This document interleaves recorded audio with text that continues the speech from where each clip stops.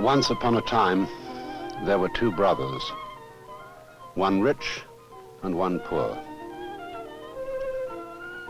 The older brother, who was the rich one, decided to take a journey around the world. And the younger brother, who was poor, decided to take a journey around his own garden.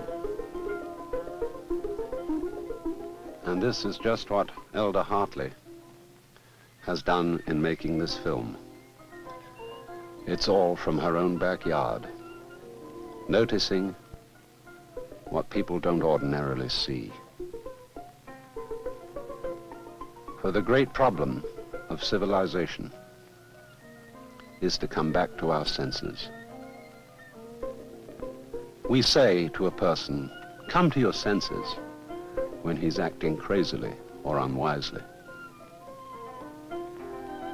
But the trouble with all civilized peoples, both of the East and of the West, is that they confuse what comes in by their senses with the words and other symbols with which they describe them.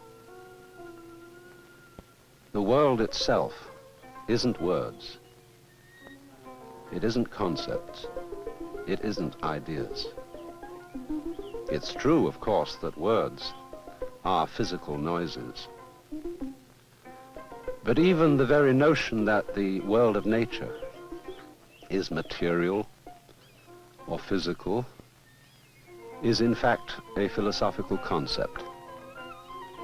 It's a network of words.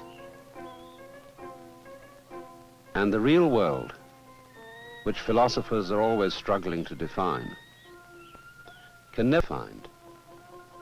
It's not material, it's not spiritual, it's not mental. It is what it is. The great semanticist Alfred Korzybski called it, rather amusingly, the unspeakable world. For this world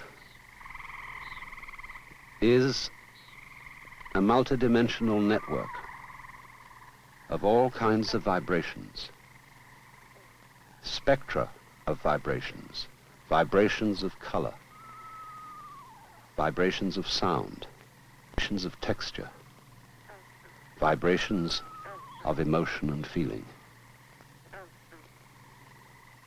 And when we are babies, we experience it just as our whole muttering jazz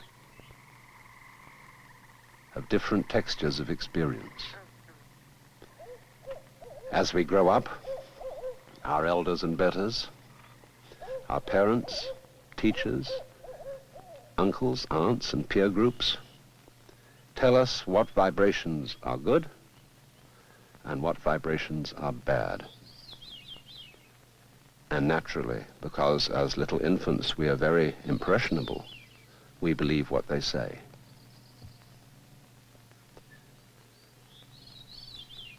They tell us, for example, that we really ought to go on living, so that when we get sick and have a fever, they stand around the crib and wring their hands and give us the impression that this is a dreadful thing. Of course, it isn't necessarily dreadful at all. A Zen Buddhist poem says, "The morning glory blooms for an hour, but differs not at heart from the giant pine which lives for 1,000 years." What difference does it make whether an event be long or whether it be short? Whether a flame burns dimly and slowly for a long, long time, or whether it's just a brief and intense flash. This, said T.S. Eliot, is the way the world ends, not with a bang, but a whimper. And G.K. Chesterton countered him, saying, "You may go off with a whimper, but we will go off with a bang." So we become prejudiced. We accept the standards of our culture, the concepts and forms of our language, and confuse them with what is actually going on. Most people in our present culture would rather have money than wealth, would rather eat the menu instead of the dinner.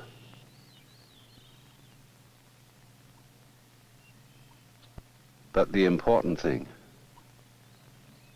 is to be able to come back to reality.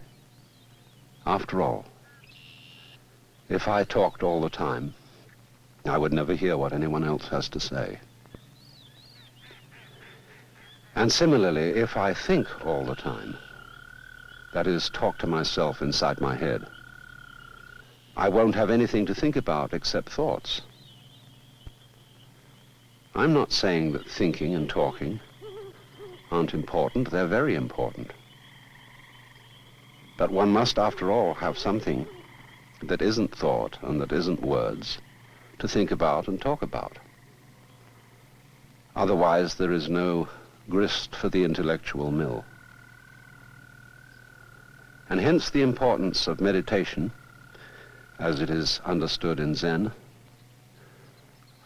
which is from time to time, not all the time, but at certain times, to stop thinking altogether and simply be aware of what is.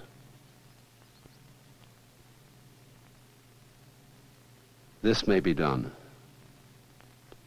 very, very simply by becoming aware of the play of light and color upon your eyes.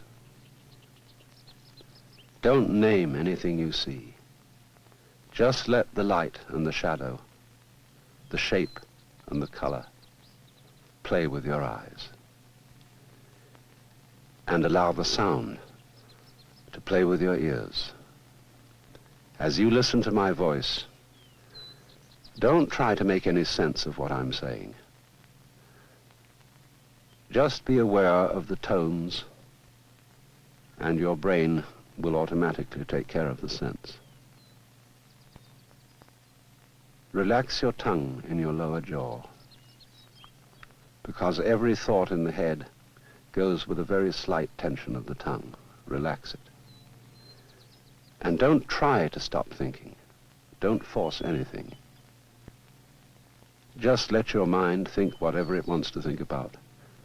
Just let your eyes see whatever they want to see, and your ears hear whatever they want to hear, and let go. And let your lungs breathe as they want to breathe. Don't force your breath.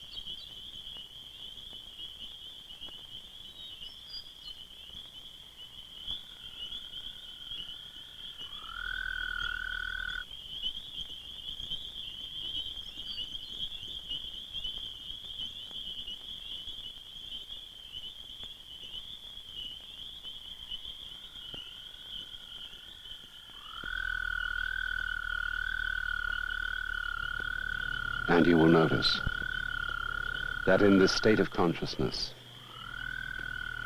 there is no past, there is no future, there is only now.